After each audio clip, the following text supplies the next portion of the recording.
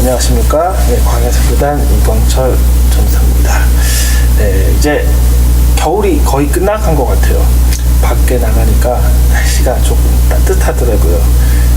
그 햇볕이 예전보다 훨씬 더 따뜻해서 참 이제는 이제 두꺼운 외투 입지 않으셔도 될 것 같습니다. 참 날씨 때문에 고생하신 분들에 대해서 참 다행인 것 같습니다. 어쨌든 오늘 곧 있으면 이제 민족의 명절 설날이 다가옵니다. 지난주에 녹음을 했어야 되는데 제가 너무 바빠서 녹음 못했습니다. 죄송합니다. 교회 일에 제가 좀 바빠서 오늘 못했고, 제가 어제 오늘 쉬어서 제가 이렇게 녹음합니다. 예전에 제가 생각했었던 녹음은 빨리빨리 녹음을 하고 그러려고 했는데, 제가 요즘은 좀 바쁘면 녹음을 안 하는 이유가 말씀을 하나 들어도 그 말씀이 의미가 있고 가슴 속에 깊이 새기기 위해서는 제가 바쁘고 그냥 방송을 보낸다는 게 중요한 건 아니더라고요. 그러니까 한 번 들어도 잊지 못하는 설교, 한 번 들어도 이제 마음을 변화시키는 설교, 그게 더 중요한 거라는 생각이 듭니다. 이 사역이라는 것은 무엇인가 그 한 챕터를 끝내는 게 중요한 것이 아니라 하나님 마음으로 우리의 생각들이, 의지들이 변하는 게 더 중요하기 때문에 그렇게 할 것이고, 앞으로도 그렇게 할 것입니다. 무엇인가 준비되어지지 않고 무엇인가 여유롭지 않다면 그것은 하지 않겠습니다. 방송을 만드는 게 중요한 것이 아니라 하나하나의 준비된 부분들을 통해 여러분이 하나님 마음에 준비될 수 있게끔 제가 먼저 준비가 되어야 됩니다. 이런 부분들은 제가 나중에 한번 이야기하겠습니다. 왜 이렇게 하나? 이것은 리더의 법칙입니다. 제가 여기서 방송을 했기 때문에, 방송을 주최하는 제가 리더이기 때문에 리더의 법칙에 따라 제 은혜가 여러분에게 통로가 되는 것이고, 제가 이렇게 은혜 받지 못한 것도 여러분의 잘못된 은혜의 통로가 되는 거기 때문에 저의 상태가 상당히 중요합니다. 그래서 이 방송을 듣고 계시는 분들은 저의 마음들, 그리고 저의 그 삶이 항상 여유로울 것들에 대해서 좀 기도해 주시고, 제가 항상 하나님 앞에 시간을 드릴 수 있는 것들에 대해서 여러분이 좀 생각나시면 기도도 해주시고, 후원도 해주시고, 여러분이 원하는 그 하나님이 원하시는 방법대로 좀 같이 좀 참여했으면 좋겠습니다. 지금은 조그맣게 시작합니다. 그러나 나중에는 진짜 커질 거예요. 전 기대가 되고 있어요. 그러기 위해서 제가 날마다 연구하고 있습니다. 말씀 연구하고 있고, 또 새롭게 요즘 다시 또 공부하는 부분도 있습니다. 계속 들으시면 그 부분들이 참 좋은 시간을 준비하셨구나 라는 생각이 되니까 그때까지 같이 우리 참여했으면 좋겠습니다. 그리고 찬양하고 시작 한번 해볼게요.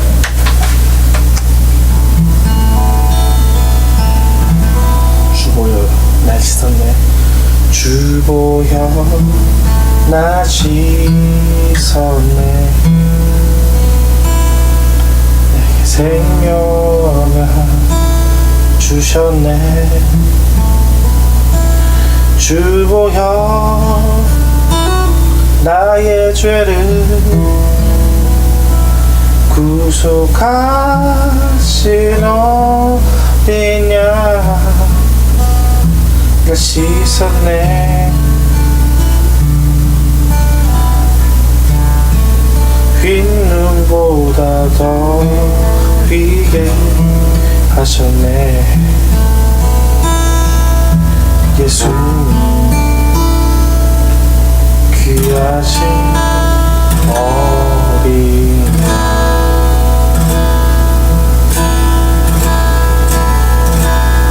주보여 나 씻었네. 내게 생명을 주셨네. 주보여 나의 죄를 구속하신 어린 양 씻었네.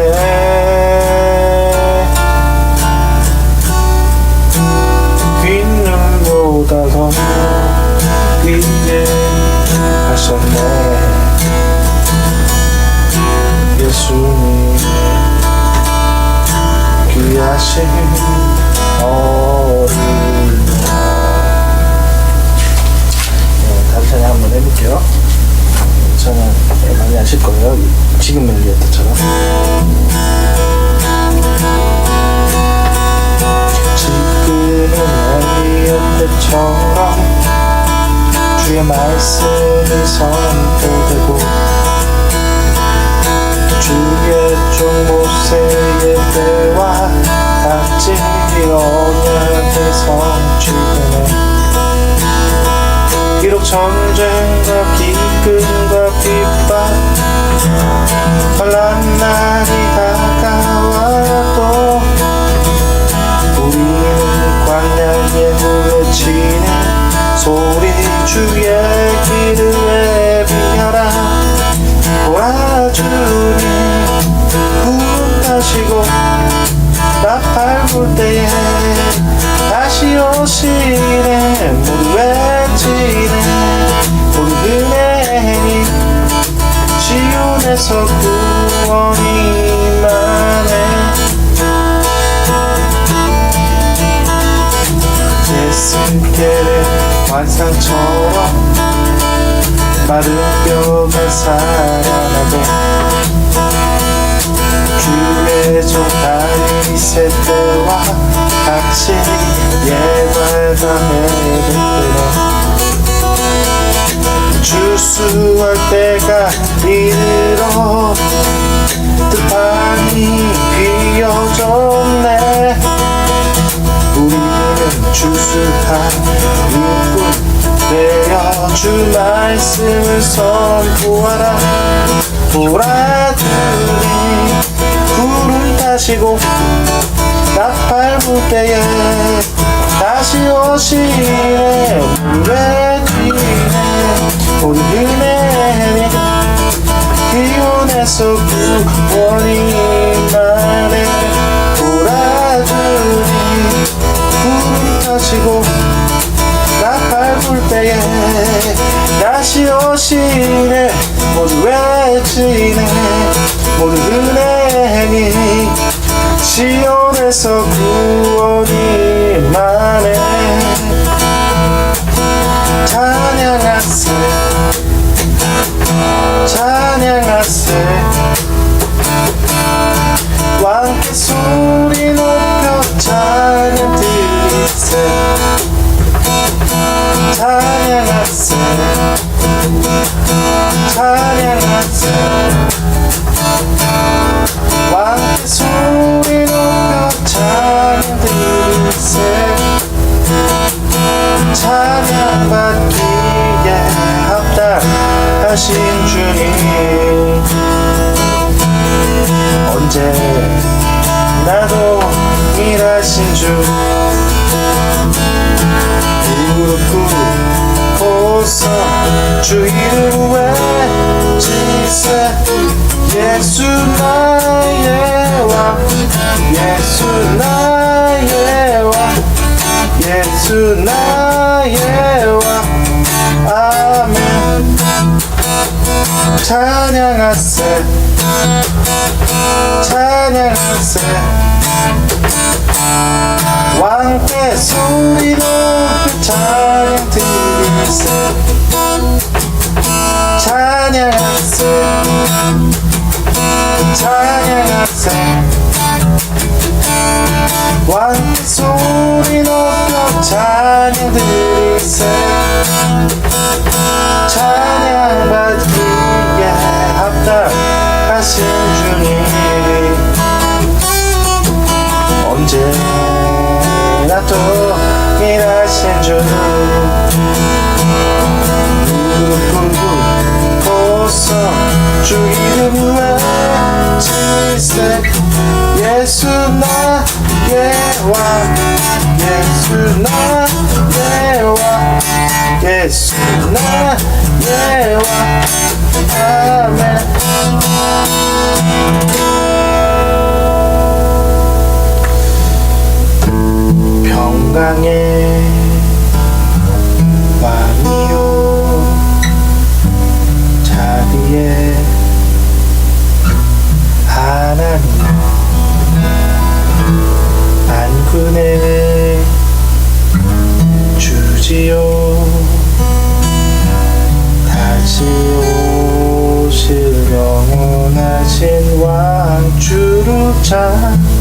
찬양 주님을 찬양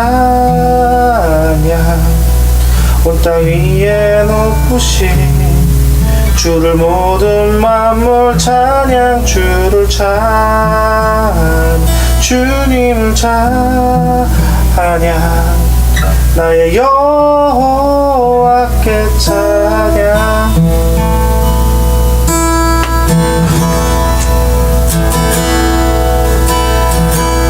평강의 왕이여 자비의 하나님 만군의 주시오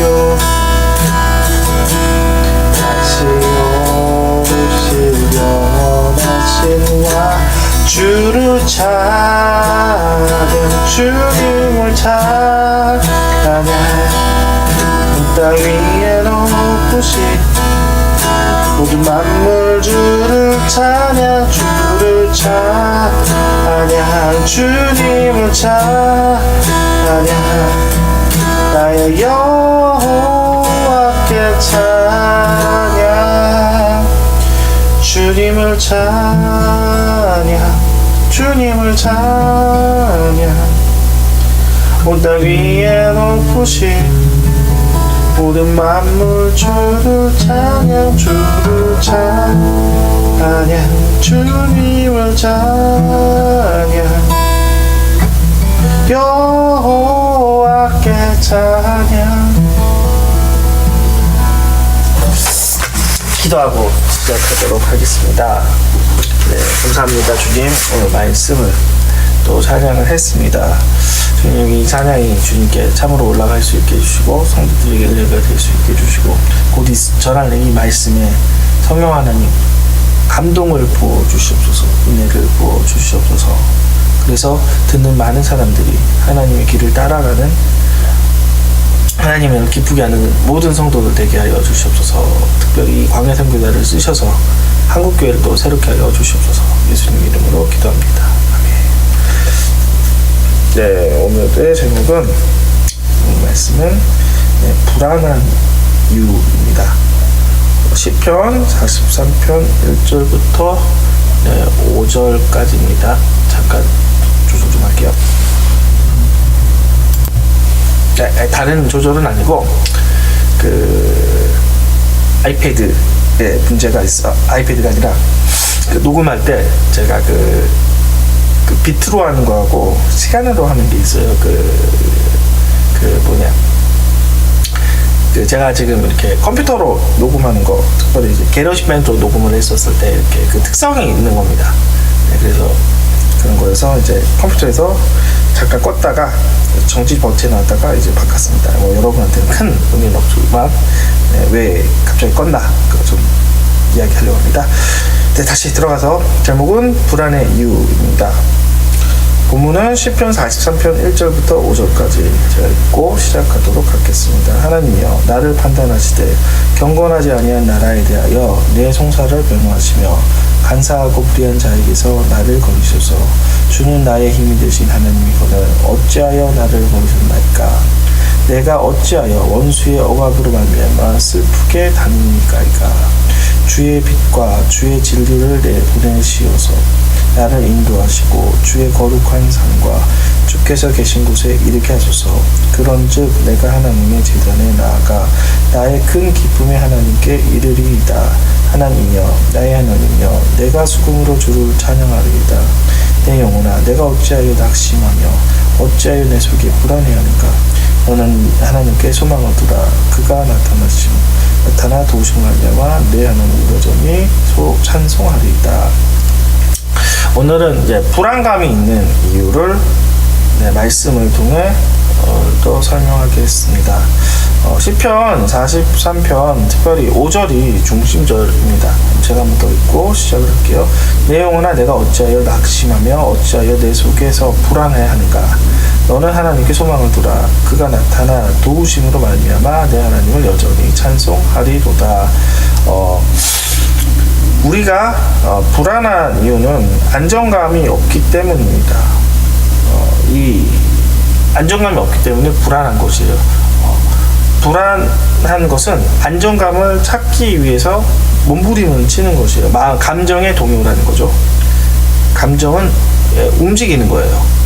불안한 감정이 들었을 때 어쩌면 이 불안이라는 감정은 본능일 수도 있어요. 제가 정확한 불안에 대한 그런 느낌을 감정인지 불안인지 저는 정확하게 이해를 못하겠지만 어쨌든 본능적이든 어쨌든 그 감정적이든 이 불안한 마음이 들었을 때 우리는 안정적인 마음을 쫓아가겠습니다. 더 깊은 불안은 더 깊은 안정으로 더 찾으려고 하는 것이에요. 제 본문은 바로 그러한 것입니다.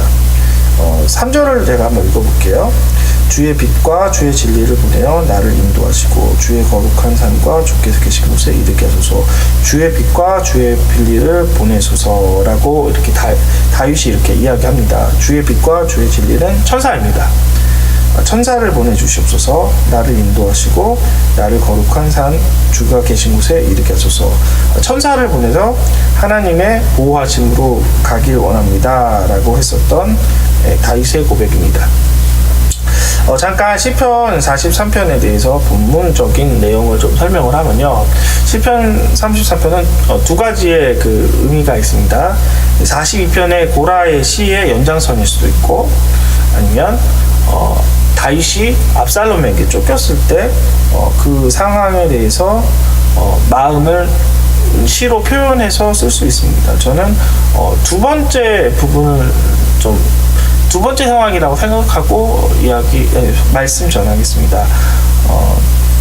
어떠한 상황이냐는 사실은 그렇게 큰 중요한 거는 아니고, 이 시편을 썼던 이 분이 불안했던 것을 하나님의 그 믿음을 통해, 하나님의 평강을 통해 마음의 회복을 간절히 원했었고, 그가 그렇게 되었던 것들을 이렇게 적어 놓은 겁니다. 다윗이 압살롬이 이렇게 압살롬에 쫓겨났었던 그 배경을 잠깐 설명을 하면, 압살롬은 다윗의 아들이었고, 압살롬에게는 사실은 친동생이 하나 있었습니다.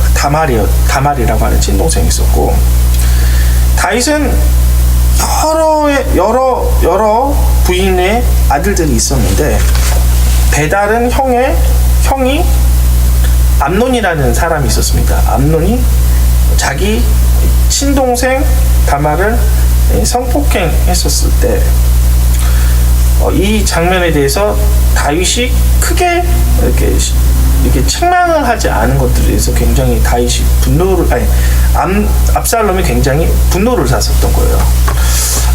만약에 그러한 사건이 있었을 때 큰 징계를 매기고 왕자로서의 권리를 몇 년간 박탈을 시키고 강력한 조치를 취했다면, 압살롬이 다윗에 대해서 불평과 불만이 그렇게 크지 않았을 거예요. 벌어진 사건에 대해서는 어쩔 수 없지만 적당한 처우를 했었다면 이 압살롬이라는 이 왕자가 크게 분노하지 않았는데, 다윗이 그거에 대해서 크게 화만 내고 큰 징계를 매기지 않았던 것들에 대해서 압살롬이 계획적으로 이 암논을 죽이기 위해 계획을 짭니다. 그리고 결국 암논을 이렇게 죽이기 시작을 하죠. 죽였을 때 또 다윗이 또 잘못을 해요. 어떠한 잘못을 했냐? 이 죽였을 때 이 압살롬은 자기가 의로운 복수를 했다고 생각을 했기 때문에 다윗의 앞에 서서 이것들에 대해서 얘기를 하려고 하고 호소를 하려고 해서 다윗이 이것을 막기 시작을 하는 거예요. 그냥 압살롬을 다른 곳에 이렇게 보내는, 그러니까 귀양살이를 보내는 형태의 징계를 합니다. 즉 적당한 처우를 받고 적당한 행동을 해야 할 이 다윗에게 책임이 큰 겁니다. 즉 무슨 얘기냐, 방관을 했기 때문에 그 사람은 궁금하고 오히려 더 화가 난 거죠. 도대체 우리 아버지는 내가 잘못을 했었고 남을 잘못해도 도대체 이게 무엇인가 라는 것들에 대해서 굉장히 분노를 갖고 있었던 거죠. 때로는 벌을 주지 않는 것, 그리고 상을 주지 않는 것, 적당한 처우를 하지 않는 것이 다른 사람의 오해가 된다는 것, 특별히 가족의 경우는 그런 것이에요. 방관이라는 거, 무시하는 거. 그래서 한마디로 말하면 무시를 하는 거죠. 이 무시를 했었을 때 자기가 이런 큰 일을 했었을 때도 다윗이 여전히 보지 않은 걸로 그냥 끝냈어요. 그러니까 이러했을 때 그 자녀의 마음은 얼마나 이렇게 더 괴로워하는가에 대해서 압살롬이 점점 불만을 하기 시작합니다. 그리고 나중에 이제 그 압살롬과 다윗이 이제 화해를 합니다. 그러니까 이 잘못에 대해서 따지고 화해를 한 것이 아니라 그냥 넘어가기 시작을 하고 화해를 합니다. 그리고 나서 압살롬의 분노가 풀리지 않기 때문에 압살롬이 이제 반역의 또 계획을 또 짜기 시작을 하는 거예요. 사무엘하 15장에 보면 이러한 사건이 나와요. 압살롬이 이제 반역을 하기 위해서 압살롬이 호위병 50명을 끌고 성문 앞에 서기 시작합니다. 성문이란 건 무엇이냐? 재판하는 곳이에요. 무슨 얘기냐? 권위자들이 이제 재판을 하는 곳인데 압살롬은 재판에 대한 권위를 받지 않았지만 권위를 받은 것처럼 백성에게 이렇게 속이기 시작을 한 거죠. 누가 하라고 한 적은 없었어요. 아마 당시 그 고대 사회이기 때문에 아무래도 행정 체계가 발전이 되지 않았고 또 어쩌면 또 왕자이기 때문에 내가 이런 거 할 수 있다라고 하는 거짓 이렇게 둘러댐으로 뭐 할 수도 있습니다. 그러나 다윗은 한 번도 압살롬을 재판관으로 세우지 않았지만 그 재판관 행세를 하고 억울한 백성들이 올 때마다 항상 똑같은 이야기를 합니다. 저기 성에는 너의 억울함을 풀어줄 사람이 없고 너는 잘했다 라는 항상 이 얘기를 하고 그 사람을 돌려보내고 항상 이런 식으로 돌려보내고 이렇게 그러니까 백성들에게 자기를 알렸다는 거죠. 이건 두 가지 사건이에요. 제가 먼저 이야기를 할게요. 저기는 없다라고 합니다. 저기 예루살렘 성에는 너의 억울함을 풀 사람이 없다고 합니다. 즉 무슨 얘기냐? 왕의 가치는 의미가 없다라고 합니다. 그것이 왕권을 부정하는 행동을 백성들에게 무의식적으로 심어줬고, 두 번째, 너는 옳다마다라고 하면서 너의 잘잘못과 상은 상관없이 너는 무조건 옳다라고 하면서 백성의 마음을 사는 겁니다. 한마디로 이야기하면 인기몰이를 한다는 거죠. 유리하게만 만드는 거예요. 뭐 불리하게 만들지 않고 무조건 유리하게만 만드는 거예요. 그래서 백성들을 마음을 사로잡는데, 현대 정치에서도 이런 거 굉장히 많이 있죠. 아파트를 건설하겠습니다. 무슨 아무런 그런 의미 없이 오직 이야기해서 뭐 예를 들면 박근혜 대통령 했었을 때도 재정과 관련 없이 뭐 노인복지 그리고 또 갑자기 기억이 안 나네요. 무상복지 막 여러 가지 그런 것들을 하지 않습니까? 그런 상황 전혀 관련 없이 표를 따기 위해서 호의를 베푼 것처럼 압살롬이 계속해서 그런 정치를 하기 시작을 했고, 그 억울한 사람들이 그렇게 그런 처우를 했었을 때 분명히 많은 소문들이 나기 시작을 해요. 무려 이 짓을 4년 동안 하기 시작을 합니다. 계획적인 거죠. 그리고 4년 동안 충분히 했었을 때 분명히 여론이 형성이 됐었을 거예요. 다윗 왕은 좀 이제는 물러가야 할 왕조고, 이제는 그의 아들이 이제는 있어야 할 왕조다. 충분한 시간을 이제 압살롬이 이렇게 쭉 그 여론 형성하고 이제 때가 되어서 다윗에게 이야기합니다. 제가 헤브론으로 가겠습니다 라고 합니다. 하나님께 서운한 곳이기 때문에 헤브론으로 가기 시작합니다 라고 한 거예요. 헤브론이 어떤 곳이냐? 정치의 두 번째 왕 다윗의 왕이 되었었던 장소가 헤브론이었을 뿐만 아니라 종교적으로 중요한 곳이라는 것이죠. 그 얘기는 이제 나중에 또 설명을 할게요. 헤브론으로 이제 압살롬이 가기 시작을 하고, 헤브론을 가자마자 이제 많은 전령들을 포기해서 압살롬이 왕이 된 것들에 대해서 이렇게 계속해서 거짓 소문들을 이야기를 합니다. 헤브론 왕이 됐다라고 이렇게 막 소문을 하면서 많은 백성들이 정확한 사실을 그러니까 현대적으로 따지면 뉴스를 통해 거짓말을 하는 것처럼 전령을 통해 수많은 기초적인 그 거짓말을 하고 이제 거짓 공포를 했기 때문에 많은 백성들은 이제는 헤브론의 왕은 그리고 이스라엘을 다스려야 할 왕은 당연히 압살롬이라고 생각을 했다는 거죠. 이 완벽한 계획 앞에 모든 백성들이 다윗의 편을 들지 않는 이 모든 상황 앞에 다윗이 잘못한 거는 크게 없어요. 다윗이 잘못한 거는 아들을 관리 못하는 거, 그러한 상황에 위헌을 받지 못했었던 것도 있지만 결과를 따지면 다윗의 편은 한 명도 없는 거고 모두가 압살롬의 편인 상황에서 이제 다윗이 이제 왕궁에서 쫓겨나가서 이제 도저히 이 불안한 상황을 견딜 수가 없었던 상황이 바로 시편 43편 내용입니다. 오늘 좀 설교가 길지만 이게 좀 여러분의 성경을 읽을 때 도움이 되기 때문에 제가 이야기를 하겠습니다. 그냥 아무도 의지할 수 없는 이 상황에 다윗이 정말 창조의 능력, 하늘의 능력인 하나님을 의지하는 것이 바로 이것입니다. 제가 43편 3절을 한 번만 더 읽어볼게요. 그게 여러분에게 더 도움이 될 것입니다. 주의 빛과 주의 진리를 보내어 나를 인도하시고 주의 거룩한 산과 주께 계신 곳에 이르게 하소서. 다시 주의 빛과 주의 진리인 천사를 보내주시옵소서. 나를 하나님으로 인도해서 나를 압살롬의 품에 나를 도와주시옵소서. 다윗이 이렇게 하나님을 의지하고 하나님의 평강을 구했었던 것은 그의 젊었을 때 그의 믿음의 깊이가 광야의 믿음의 훈련이 되었기 때문이라는 거죠. 많은 사람들이 정말 어려울 때 하나님을 찾지 않습니다. 대부분 빛이 생길 때 옆 사람을 찾기 시작을 합니다. 그리고 어려울 때 나를 도와줄 수 있는 사람, 내가 할 수 있는 수단을 합니다.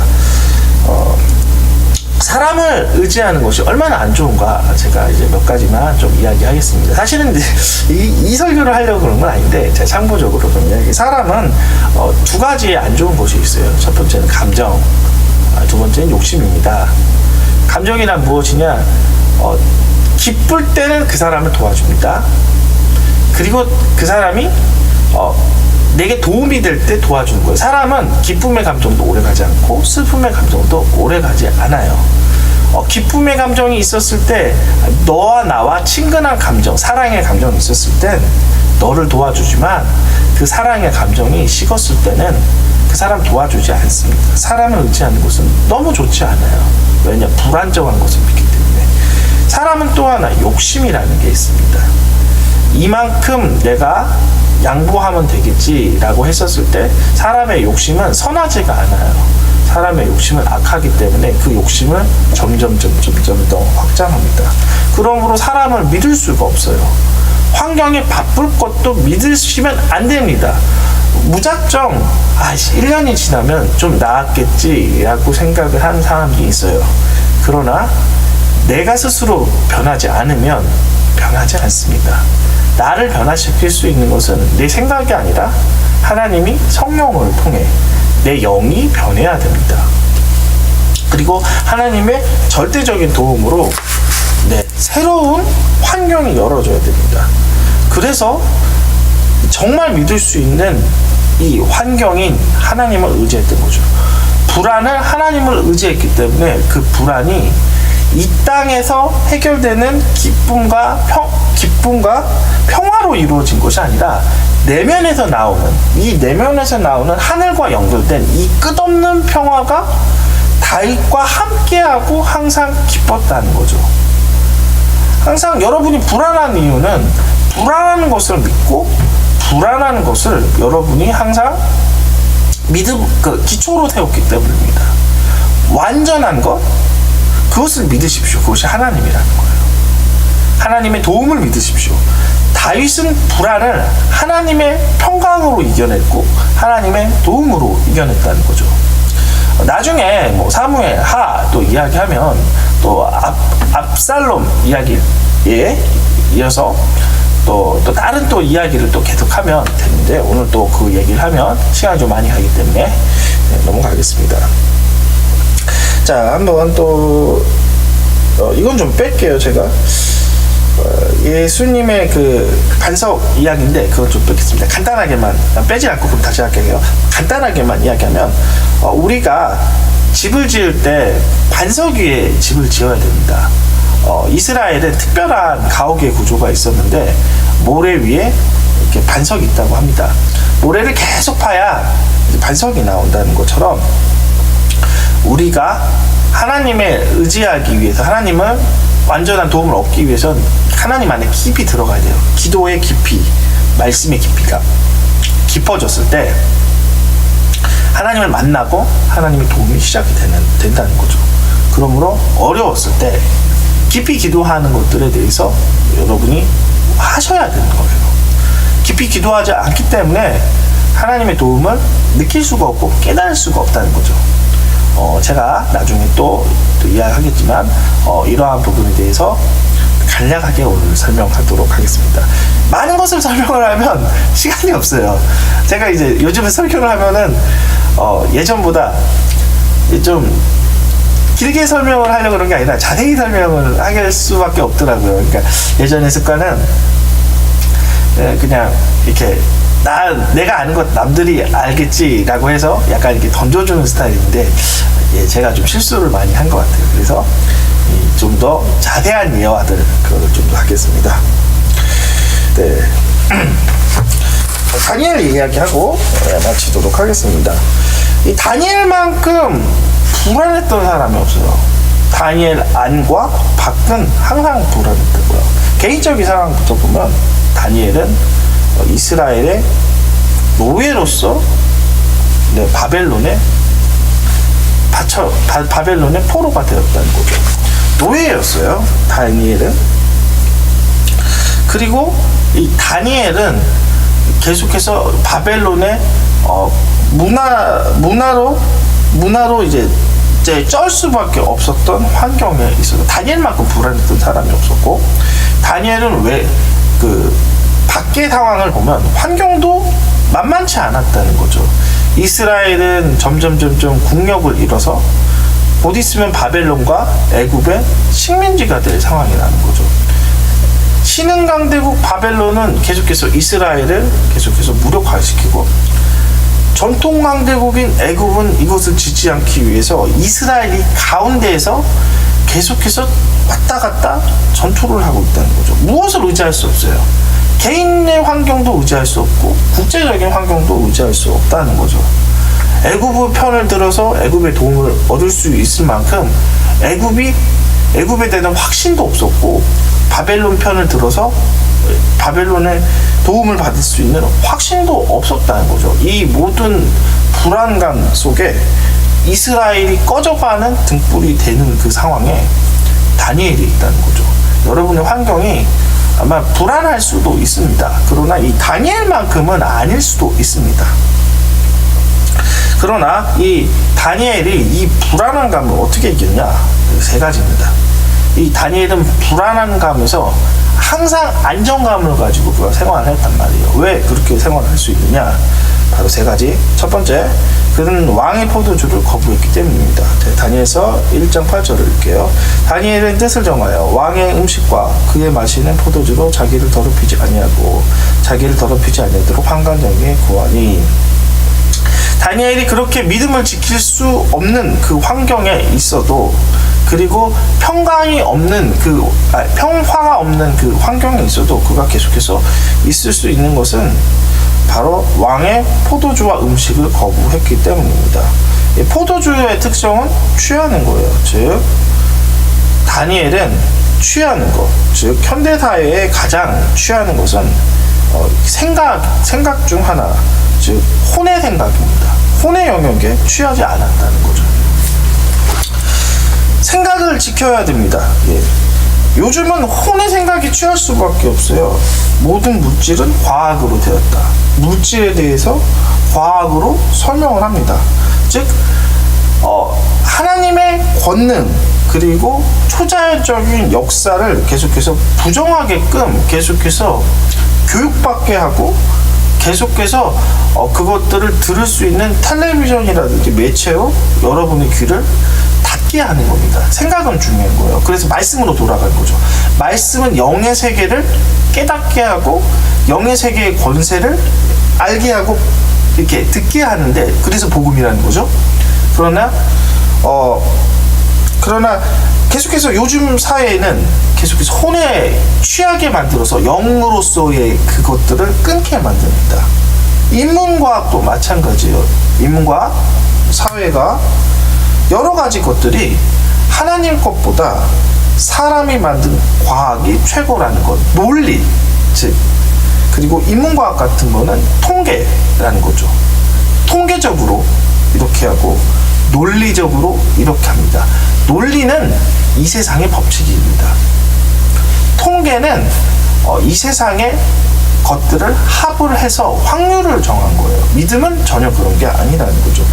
혼에 취하듯이 포도주를 마시지 않는 이 다니엘이 믿음을 지킬 수 있고 불안감을 지킬 수 있던, 믿음으로 지킬 수 있었던 것은 혼이 아닌 영에 취했기 때문에 그가 거부를 했던 거죠. 텔레비전은 요즘 시대에 따지면 이 세상적인 것을 듣는 그 시간보다 하나님으로부터 듣는 시간들이 더 많았기 때문이라는 거죠. 얼마나 말씀을 봅니까? 얼마나 깊습니다. 영에 취했을 때, 성령에 취했을 땐 이 세상의 것들도 있지만 정말 근본적인 바깥 세상에 진정한 권세가 있는 것도 깨닫는 거예요. 없는 것을 부정하는 것이 아니라 진정한 것을 깨닫기 시작을 하는 거죠. 제가 예전 얘기를 한번 합니다. 예전에 친했던 전도사님이 쌍용자동차에 근무했다고 합니다. 그래서 쌍용자동차에서 이제 3일 정도 이제 교육을 받고 나서부터는 쌍용자동차밖에 안 나오고 합니다. 이랬듯이 여러분이 어떤 또 직원도 삼성에 들어가서 삼성 교육을 열심히 받으면 나중에 나와서 삼성이 얼마나 좋은지에 대해서 계속해서 이야기합니다. 삼성에 부정적인 사람도 그것은 교육의 영향이라는 거죠. 계속해서 여러분이 무엇인가 들었을 때, 반복적으로 들었을 때 사람은 그것을 믿게 되는 거죠. 그러므로 우리가 진짜 들어야 될 것은 진리를 들어야 될 거죠. 말씀을 들어야 되고 영의 권세가 있다는 걸 들어야 되고 영으로서 살아야 될 것을 들었을 때 이제는 혼에 있는 것들이 끊어지기 시작한 거죠. 그래서 여러분 주의하십시오. 누구와 말하고 누구와 그것을 누구로부터 영향을 받는 거지. 듣는 것을 통해 믿음이 생기는 것처럼 혼의 것만 여러분이 들으시기 때문에 돈 버는 법도 혼의 것으로만 하는 거고 영의 것을 무시한다는 거죠. 진정한 것은 영으로부터 열어지는 것입니다. 돈도 하나님으로부터 탄생된 것이에요. 그러므로 진정한 것을 믿었을 때 여러분이 새로워질 것입니다. 네, 두 번째, 다니엘은 3번 기도를 통해 문제를 해결한 걸 경험했기 때문에 그가 불안한 것들을 항상 해결할 수 있었고 그것들을 경험할 수 있었어요.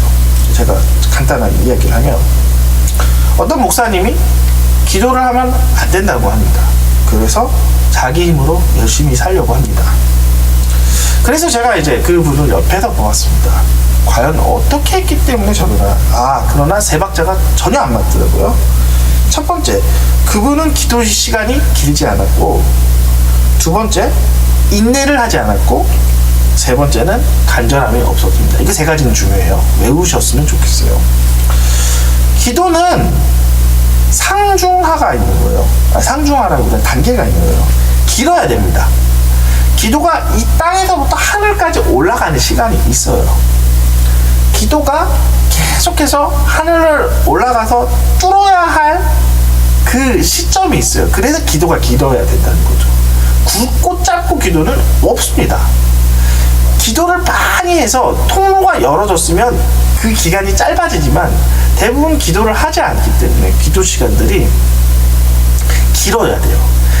길고 충분히 그 2층천의 악한 그 사단의 그 통로들이 무너지기 시작을 했었을 때, 2층천이 무너졌을 때 이제 기도가 응답이 되기 때문에 기도의 시점이 길어가야 돼요. 두 번째, 인내해야 됩니다. 인내를 해야지 그 기도를 참을 수가 있는 거예요. 참고 견뎌야 된다는 거죠. 세 번째, 친절함. 간절함이 있어야 돼요. 간절하지 않고 대충 했기 때문입니다. 그렇기 때문에 기도의 응답이 없던 거죠. 여러분도 마찬가지입니까? 얼마나 간절히 기도했습니까? 간절함이 있습니까? 간절함 없이 바로 움직이면 안 돼요. 기도의 깊이 없이, 기도의 긴 시간 없이 여러분이 사투를 했다면 응답 안 됩니다. 그것을 응답이라고 여기지 마십시오. 그리고 기도를 하고 나서 여러분이 어떤 마음이 드는지 생각을 하십시오. 생각을 하는 게 아니라 여러분이 가만히 돌아보면 여러분이 얼마나 기도를 잠깐 10분 동안 20분 동안 하고 나서 여러분 행동대로 하는 것이 얼마나 많은지 모릅니다. 하나님의 음성을 계속 구하지 않고 계속해서 기도하고 여러분이 생각했었던 그걸 그대로 실천할 겁니다. 분명히.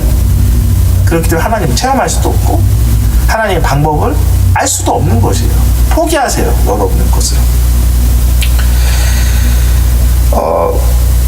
마지막 하나만 이야기합니다. 다니엘은 이제 불안한 환경 가운데 안정감을 누릴 수 있던 것, 마지막은 하나님 안에 들어갔기 때문입니다. 다윗은 하루에 3번을 기도를 했던 사람이에요. 아침에도 하나님께 기도, 점심에도 하나님께 기도, 저녁에도 하나님께 기도. 창문을 열고 이스라엘을 보면서, 성전을 보면서 기도를 했던 것처럼 하나님과 항상 가까웠기 때문에 하나님 안에서 항상 평안을 누렸기 때문에 다윗은 불안한 환경에서도 항상 평안했고 항상 승리했던 사람입니다. 그러므로 하나님 안으로 깊이 들어가십시오. 절대 짧은 기도, 하나님 안에 들어가는 시간들을 마치 패스트푸드처럼 그게 짧은 기간에 이루어지지 않을 것입니다. 제가 한번 좀 이야기할게요. 요즘은 패스트푸드 문화, 굵고 짧게 하라고 합니다. 제가 패스트푸드 문화가 얼마나 여러분이 생각한 것보다 긴 시간이 필요한지 이야기를 하겠습니다. 이 세상에 어떤 것도 긴 시간을 투자하지 않고 할 수 있는 게 없어요. 기도도 긴 시간을 투자를 해야 됩니다. 하나님 만나는 것도 긴 시간을 투자해야 됩니다. 그래야지 진정한 하나님의 그 지성소 안에 들어가서 하나님과 연합된 삶을 살 수 있는 거예요. 깊어야 돼요. 패스트푸드 문화, 금방 굵고 짧게 기도해서 응답받고 굵고 짧게 기도해서 말씀을 이 캡슐에 먹어서 그런 거 하나도 없어요. 제가 이제 패스트푸드 햄버거 만드는 문화에 대해서 하겠습니다. 햄버거 처음 만들려면 빵이 필요합니다. 이 빵을 만들기 위해서는 굉장히 밀가루를 반죽을 해야 되고 또 숙성을 시켜야 됩니다. 이거 얼마나 걸리겠습니까? 재료를 구해야 되죠. 숙성을 해야 되죠. 얼마나 걸리겠어요? 빵 만드는데도 이렇게 시간이 많이 걸려요. 근데 여러분 몰라셨죠? 패티, 여러분 아시다시피 그 햄버거에 그 고기죠.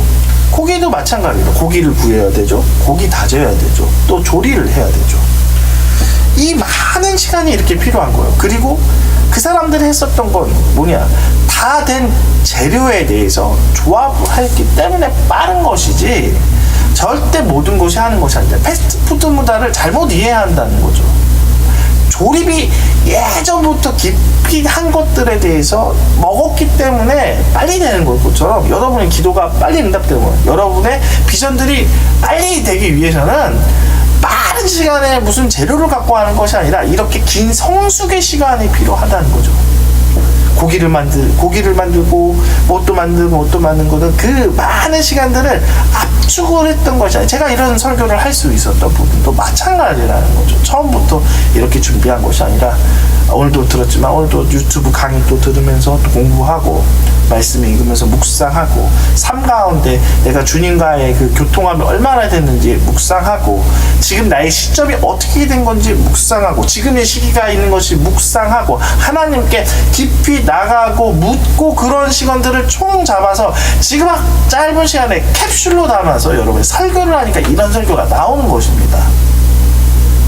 빨리 되는 것이 좋은 것이 아니라 빨리 된 만큼 중요한 과정을 모르기 때문에 깊이가 없다는 거예요.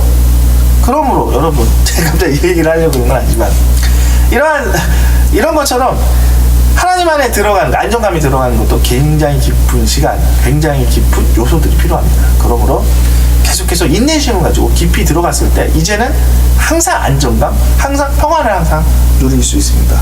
불안한 이유 다른 것이 아니에요. 사람을 의지하고 환경을 의지했기 때문입니다. 오직 하나님을 의지하십시오. 하나님 안에 들어갔을 때 제가 말했듯이 인내를 가지고 하나님의 깊이 들어갔었을 때 이제는 하나님의 피난처 안에, 그늘 아래 내가 이제는 완전한 평안으로 한다는 거죠. 이게 마지막 시대는 불안의 시대일 겁니다. 점점 더 경제적으로 불안, 그리고 시대적으로 불안할 것이에요. 돈은 점점점 더 없어질 것이고, 그리고 그 환경적, 뭐 지진이라든지 여러 가지 그 재난들도 많이 일어날 것입니다. 그것 가운데 우리가 이길 수 있는 방법, 유일한 방법 하나만, 하나님 안에 들어가서 하나님 안에 그 평안으로 사셔야 됩니다. 하나님 움직이는 곳에 돈을 투자하고, 움직이는 곳에 이제는 움직일 것이고, 그래야 될 시기가 지금의 시기입니다. 준비하십시오. 지금부터 하나님의 순종하는 것들, 하나님 아래 안정감을 누리는 것들. 오늘 설교 모두 마치도록 하겠습니다. 조금 길지만 중요한 내용 많이 담았습니다. 기도할게요. 하나님, 우리가 불안한 이유, 하나님을 우리가 떠났기 때문입니다. 환경이 너무너무 힘들어서가 아닌, 우리가 정말 불안한 것들을 잡았기 때문입니다. 더 어려울 동안 하나님을 더 깊이 잡아서 내가 더 어려운 것들을 이제 이겨낼 수 있게 해주셔서, 모든 것이 하나님의 근본으로 이겨냈을 때 어떤 어려움도 어렵지 않는 것을 항상 체험할 수 있게 해주셔서 예수님 이름으로 기도합니다. 아멘. 네, 안녕히 계시고요. 네, 다음 녹음에 또 보도록 하고요. 네, 이제 3월, 4월이 되면 이제 버스킹 다시 또 합니다. 여러분 또 기도해 주시기를 바라고, 이전 버스킹 아까 이야기했지, 제 준비가 되지 않으면 앞에 나가지 않겠습니다. 저는 제일 중요한 것은 하나님으로부터 깊이 있는 영적인 권세들이 나가는 게 더 중요하기 때문에 이 모든 것 하나하나 제가 심도 있게 더 하겠습니다. 2018년 여러분도 저도 힘차게 나갑시다. 네.